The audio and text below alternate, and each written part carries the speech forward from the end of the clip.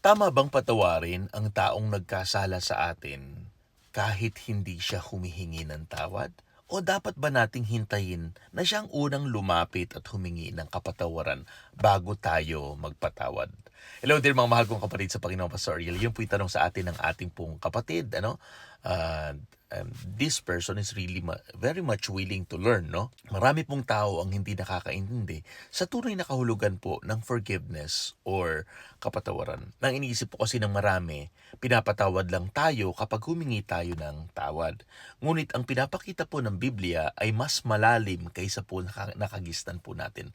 Ang tanong po ay ito, kailan po ba tayo pinapatawad ng Panginoon? Yes, ikaw na nanonood din. Kailan ka ba pinatawad ng Panginoon? The truth is, and please listen carefully, and I want you to test everything. Yes, lahat po ng aking sinasabi, lahat po ng ating pinapakinggan online, itest po natin through the words of God. Okay? Alam mo po ba, mahal kong kapatid, hindi po tayo pinatawad noong naging matuwid tayo. Hindi po tayo pinatawad nung gumawa tayo ng mabuti.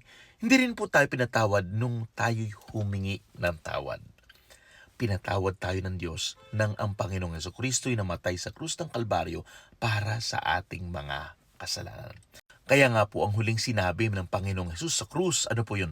It is finished, in the book of John 19:30. Kumpleto na ang kanyang ginawang pagtubos sa lahat ng ating mga kasalanan. Sinasabi rin po ni Apostle Pablo sa book of Romans chapter 5 verse 8. Sabi niya po doon, but God demonstrates His own love for us in this.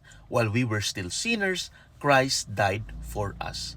Kung mapapansin mo, mahal kong kapatid, habang tayo makasalanan pa, hindi pa tayo nagsisisi, hindi pa tayo humingi ng tawad, namatay na ang Panginoong Hesukristo para sa atin. So ano pong ibig sabihin nito, mahal kong kapatid?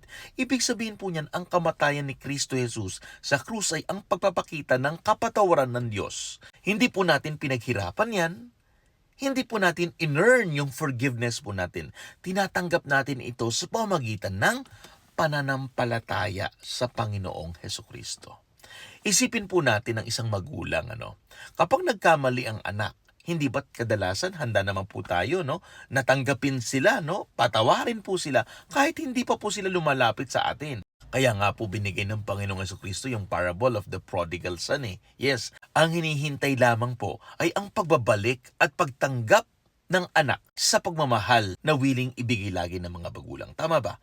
Ganon din po ang Diyos. Kaya po tayo humihingi ng tawad, hindi para pilitin po ang Diyos na patawarin po tayo, kundi dahil tayo po ay nagsisisi, kinikilala natin ang ating mga kasalanan, ang ating pagkakamali, at tinatanggap po natin sa pamamagitan ng pananampalataya ang kapatawaran na inihanda ng Panginoong Jesucristo sa krus ng Kalbaryo. Ganon yun, mahal kong kapatid sa Panginoon. Kaya going back to your question na pwede bang patawarin kahit hindi pa humingi ng tawad?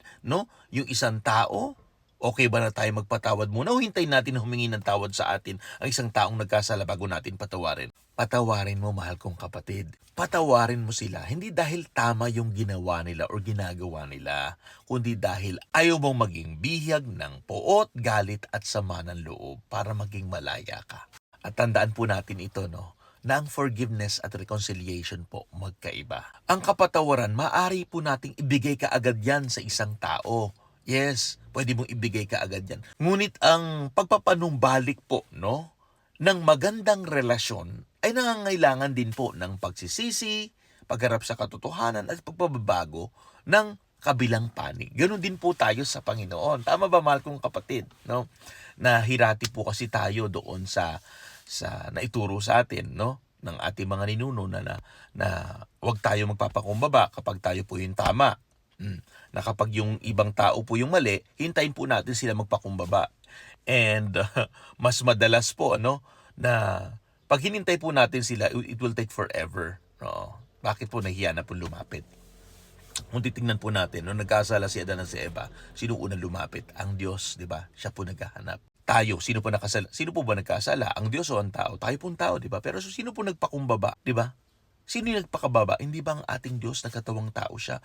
Ganon din po sa atin. Our ultimate example is our Lord and Savior Jesus Christ. Kaya dapat po natin maging tulad ng Panginoon. Laging handang magpatawad, sapagkat tayo man po ay unang pinatawad ng Diyos sa pamamagitan ng ginawa ng ating Panginoong Hesukristo sa krus po ng Kalbaryo. So once again, going back to your question, mahal kong kapatid, maging sa'yo na nanonood ngayon, hindi mo kailangang hintayin na sila'y humingi ng tawad sa'yo upang sila'y iyong patawarin. Kahit pa hindi sila humihingi ng tawad, patawarin mo sila at magkakaroon ka ng ibayong kagalakan, kapayapaan sa iyong puso at patuloy ang paglago mo bilang anak ng Diyos at magkakaroon ka ng tunay na buhay na ganap at kasiyasiya. Remember Lord Jesus Christ on the cross? Humingi ba ng tawad yung tao na gumawa sa kanya ng di maganda? At humingi ba tayo sa kanya ng tawad muna bago niya tayo pinatawad? Hindi, di ba? Ang sabi niya, Father, forgive them, for they do not know what they are doing. I hope you learned something. If you find this helpful, kindly share to all your friends. If you have questions, feel free to comment down or mag-private message ka po sa amin. At kung gusto mo pa lumalim sa paglilingkod, sa leadership mo, sa relationship mo, at sa theology mo, I'm encouraging you to join our Transformational Virtual Masterclass na dinadalahan po ng daang mga Filipino pastors, senior pastors, leaders, ministry head, missionaries scattered in different nations. And I guarantee you, after joining here, your life will never ever be the same. Pero warning lang, this is not for everyone. Para lamang po ito sa mga tunay na gutom sa paglago at pagbabago. Ngayon, kung super duper gutom ka sa pagbabago, mag-type ka lang po sa baba ng gutom ako sa pagbabago. Once again, Pastor Ariel here, reminding everyone to stay shining and remain amazing. I hope to see you in class.